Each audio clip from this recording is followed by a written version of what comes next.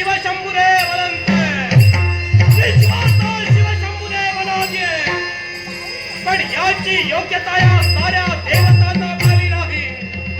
आठवतो तो प्रसंग आठवला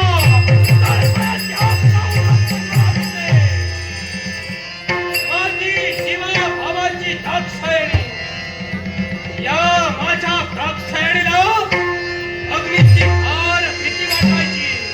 पण दैव तो म्हातारा दक्ष तो प्रजापती या दक्ष प्रजापतीनं केवळ पुत्र कामेष्टी यज्ञ आपल्या राज्याच्या ठिकाणी आचरणात आणला.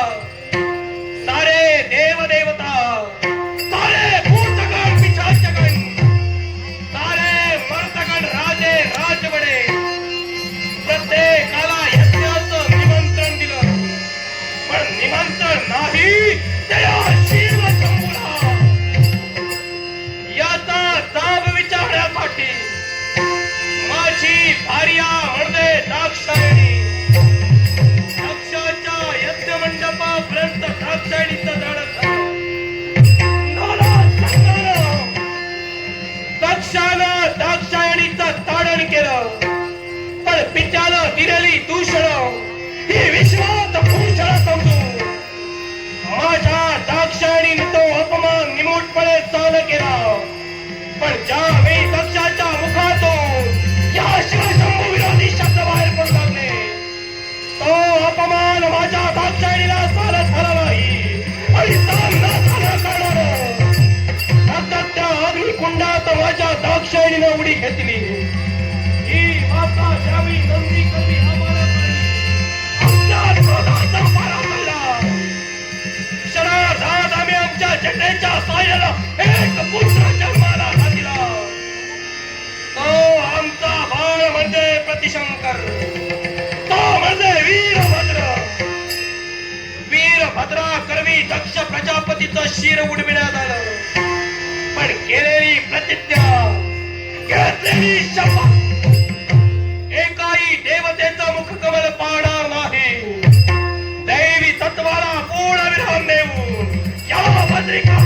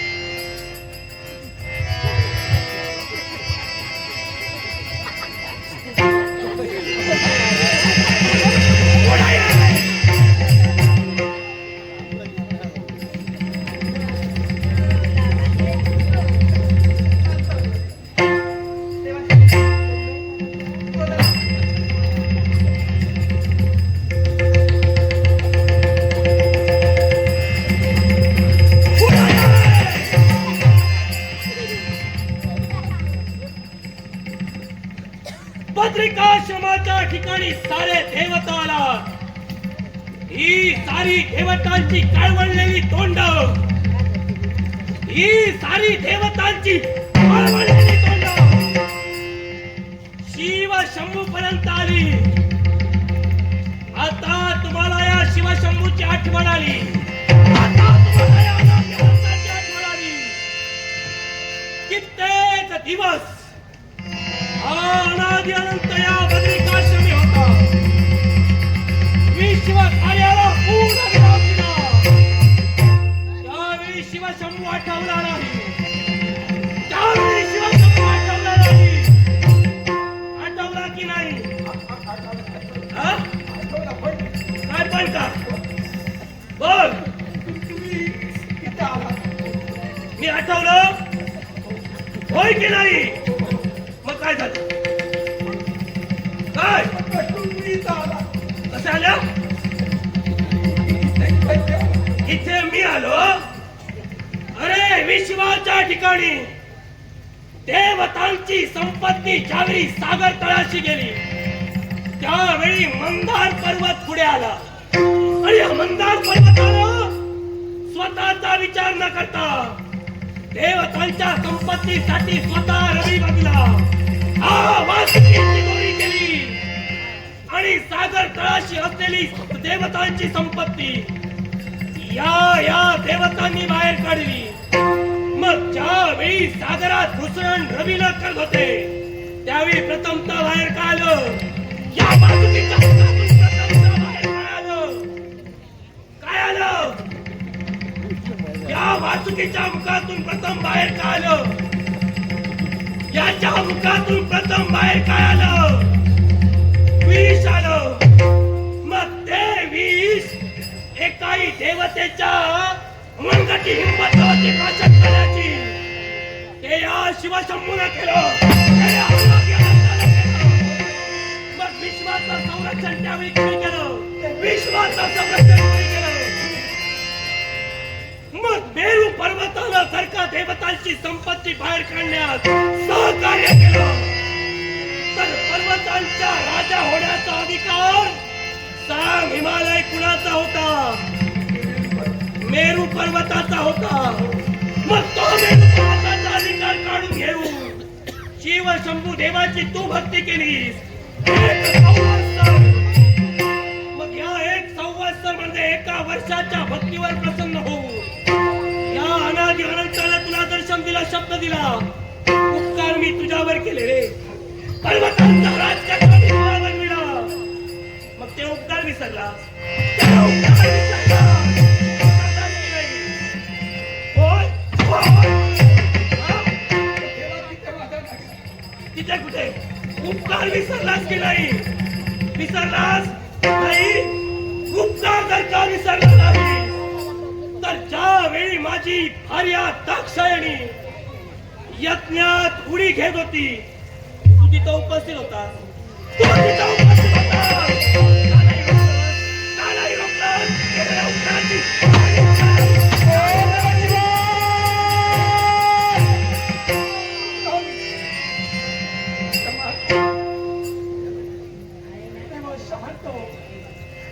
विश्वासाठी शांत हो.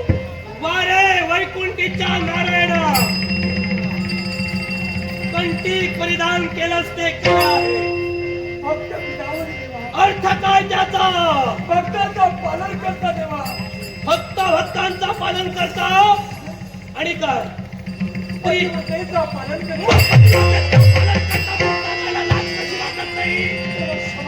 माझी पत्नी पतिव्रता नवती की तू तुझ्या तत्वाशी एकही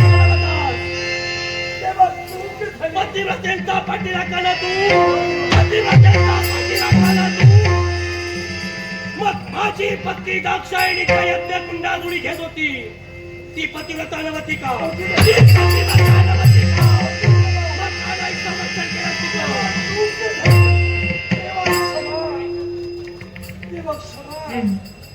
अरे हे विश्व चालतंय ते तुमच्यामुळे चालतंय असं तुम्हाला चालेल? तू तर एक स्त्री आहेस. अगं एका स्त्रीचा दुसऱ्या स्त्रीशिवाय पुढे जाऊ शकत नाही. मग तर या दाक्षायणी नात्याला तुला भगिनी होती. मग त्या भगिनीची ज्यावेळी एका स्त्रीची भर सभेत विडंबना होत होती, तू तिथं उपस्थित होती. तू तिथं उपस्थित होती. मग विश्वावत राजलक्ष्मी तू, वैभव लक्ष्मी तू, धनलक्ष्मी तू, गजांत लक्ष्मी तू, रजलक्ष्मी तू, अजलक्ष्मी तू, मग त्या स्त्रीचं संरक्षण करणं कर्तव्य तुझं होतं की नाही? मग कर्तव्य होतं. काय शांत राहिलीस? मी हतबल होते, कारण भांडण होतं ते पित्याचं आणि कन्येचं होतं. दोन घरातील भांडण, तुला घराघरातील भांडण आम्ही का हस्तक्षेप देवा देवा?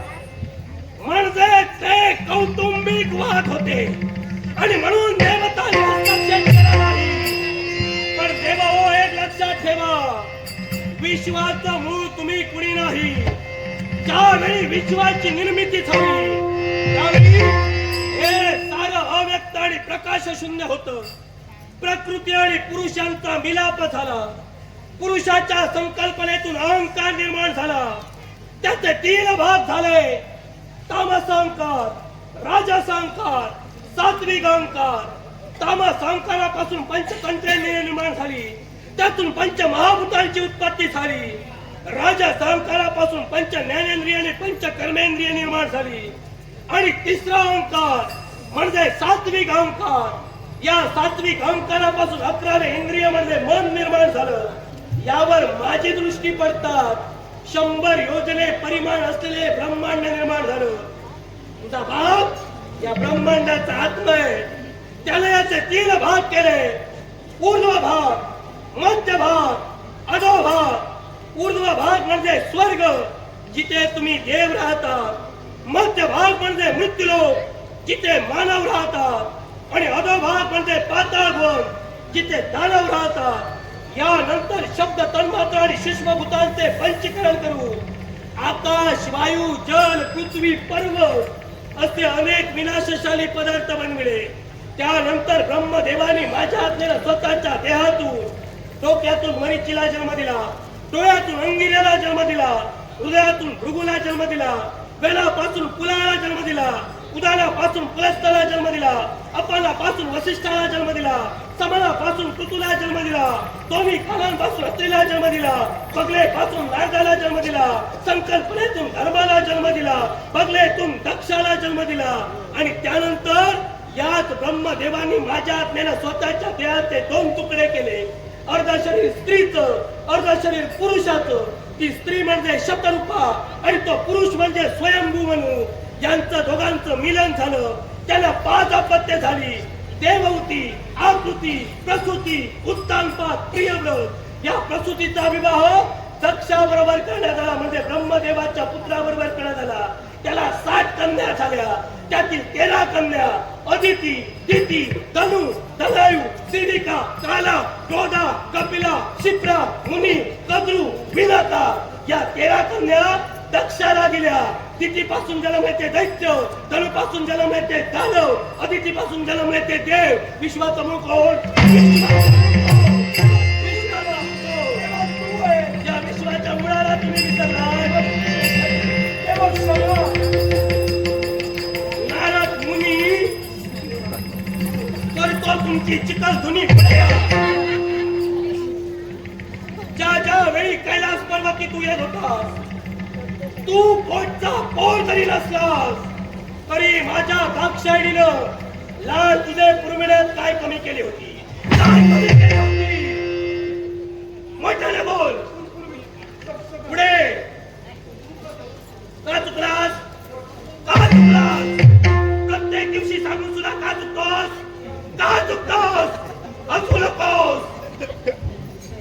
अरे माझी दाक्षायणी आणि या दाक्षायणीनं आतापर्यंत तुझे लाड रडीवार पुरविण्यासाठी एक क्षणही कमी ठेवला नाही.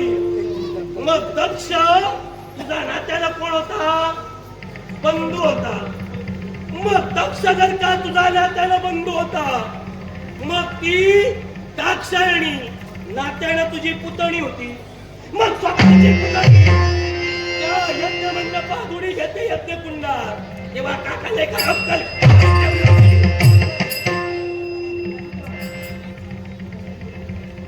आता काल तुम्ही सारे आता काल त्याला काय सुरुवात आहे? आणि याच्यासाठी देवाच्या मुक्तांचे देवा देवा तुझं लग्न होऊन तुला पुढच्या वेळी जाऊ दे त्याचा मृत्यू.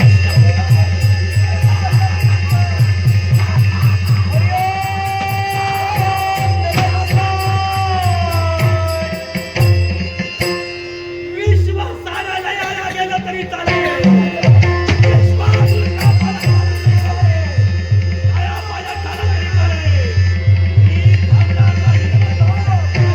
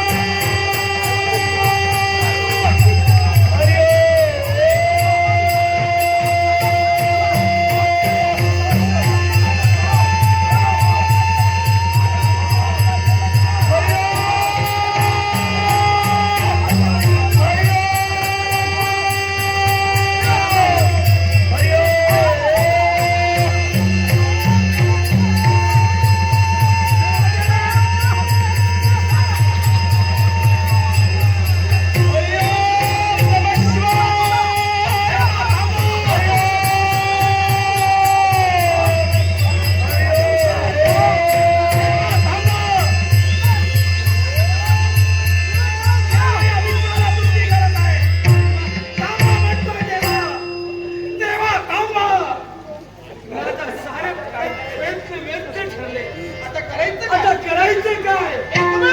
मार्गे देवाची भक्ती करण्यास भाग पडा. भक्तीला देव केलेल्या अर्थात निश्चित हा मार्ग सफल झाला. चिंता करू